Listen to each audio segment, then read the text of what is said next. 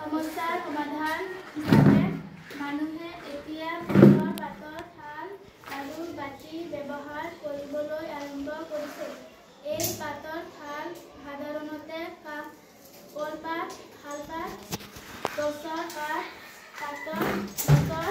আদি গছৰ পাতৰ পৰা তৈয়াৰ কৰা হয়।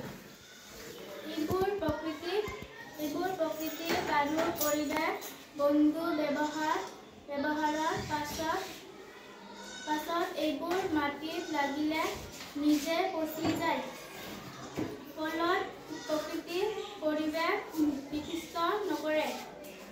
পাতৰ থালৰ ব্যৱহাৰে গ্ৰামাঞ্চলৰ মানুহে আয় কৰিব পাৰে আৰু প্লাষ্টিকৰ ব্যৱহাৰ কমে।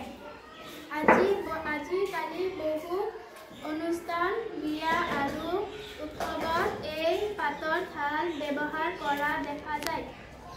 সঁচাকৈয়ে পাতৰ থাল আৰু বাটিৰ ব্যৱহাৰ আমাৰ পৰম্পৰাগত প্ৰকৃতি আৰু পৰিৱেশৰ সংবৰ্ধন। এই উদাহৰণ আমি সকলোৱে চেষ্টা কৰিব লাগে যাতে প্লাষ্টিকৰ সলনি এই প্ৰাকৃতিক সামগ্ৰী ব্যৱহাৰ কৰিব পাৰোঁ।